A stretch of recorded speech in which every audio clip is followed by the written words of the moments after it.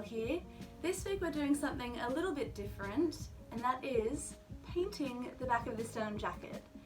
So I got this denim jacket a good 5 or 6 years ago, and I think it's fair to say my tastes have changed and evolved quite a bit in that time. So yeah, we're going to say goodbye to Mickey and hello to some other cool, well hopefully cool, design that I concocted up. I have a feeling I know what I want painted on the back of the jacket. How well I execute it is a completely different matter, so stay tuned and we will, you know, stumble our way through this big learning experiment together. That looks cool.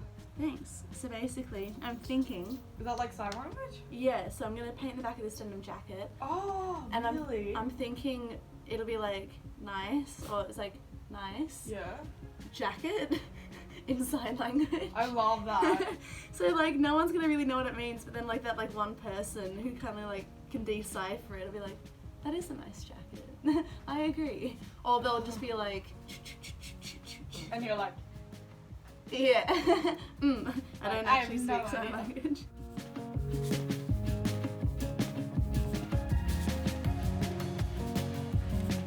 Alright guys, so I've got my final design. I'll insert a little clip of it here. But yeah, what's left to do now is I need to unpick the Mickey Mouse fabric from the back of the denim jacket. And then I need to figure out the sizing, print out my design, and then somehow, I don't know, somehow transfer it onto the denim jacket before I can start painting it. I've seen other artists like, you know, 1000 for example, use transfer paper. I don't have transfer paper. So,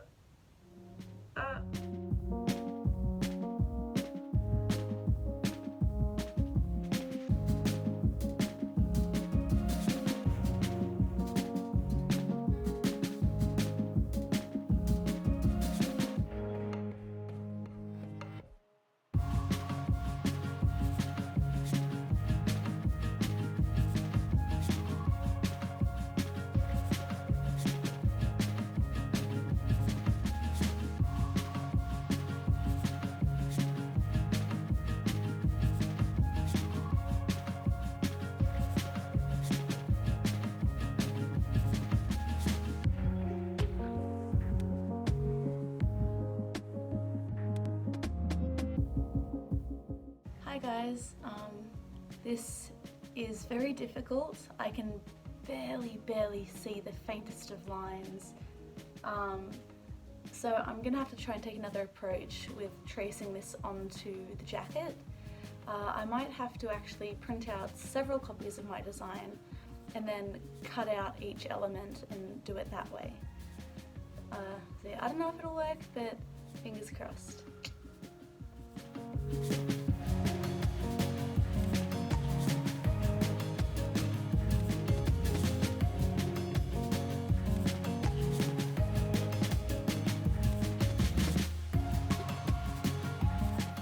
Finished tracing my design onto the back of my jacket. What worked out best in the end was actually printing out a second copy of my design, cutting out the hands and sticking them on top of the original hands, and that way you have that extra shadow and that extra definition.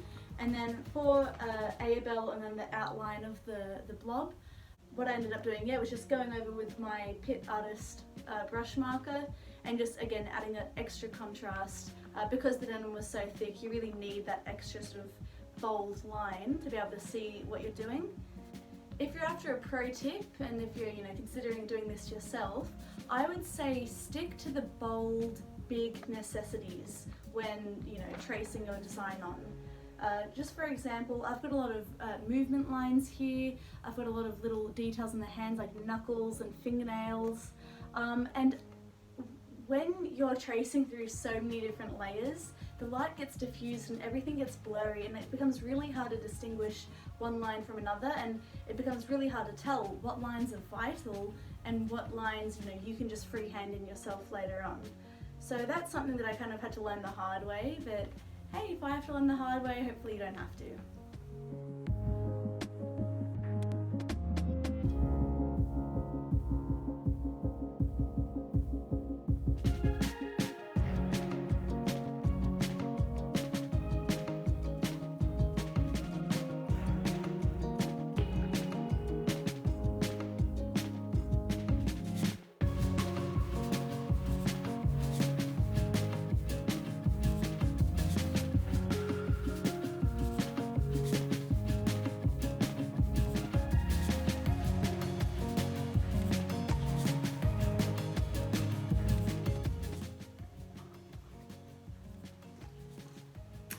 Well,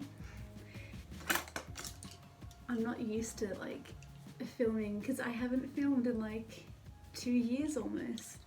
Alright, we're back. I'm gonna try and finish this jacket. It is now 2020 in the middle of Corona, and yeah, I'll show you where we're up to. Obviously we're in June at the moment, perfect denim jacket wearing time. So yeah, I'm gonna hopefully finish this off and then I can wear it out and about and impress all of my friends with my, what was it? Nice jacket. I can't even remember what it was. Okay, see ya. Can you tell that I've gotten older? It's kind of clunky, chunky.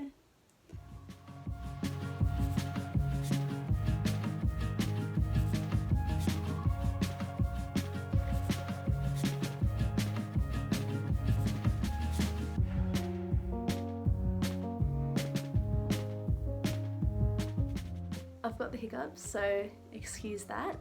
I'm definitely finding that good brushes, or not even good brushes, but just like the right brush can really make a difference. So I was originally starting with a big, thick, sort of rough bristle brush, a bit bigger and wider than this one here, but I realized that in order for me to get that clean, crisp edge around each of the letters and around the circle, that going in with a smaller detail brush like this one was really just like it made a life of difference. What's special about this brush is that I accidentally ruined it with oil paint. Excuse me. I accidentally ruined it with oil paint, so I'll just put this down. As you can see, like the bristles literally don't bend even when you try. The very top is still kind of soft. I don't know if you can see that. There is a little bit of give in the very end, which helps you to push the paint into the grooves of the denim jacket. But in general, that's like rock hard, that's not moving. So that gives you the sort of, I guess, structure that you need to be able to push the paint around. This fine line detail brush has been okay. It's a little bent out of shape, and to be honest, it's a little too soft, I think, to be used with acrylic paint on denim. I don't think it's coarse enough to really sort of withstand the thickness of the paint. But this here, again, this brush has been great for just like filling in the bigger areas. Yeah, so, you know, just trial and error, finding out what works has really, really helped. That being said, you would have noticed I'm using like heavy body acrylic paint. I do think that like a more light body fluid acrylic paint would help sort of settle into the grooves of the jacket a little bit better and make the whole process way more streamlined. I think that I've definitely made life a little bit harder for myself than I had to, but I'm not going to go out and buy a whole bunch of new supplies to paint an old, you know, secondhand denim jacket. Yeah, so we're making do. Excuse me.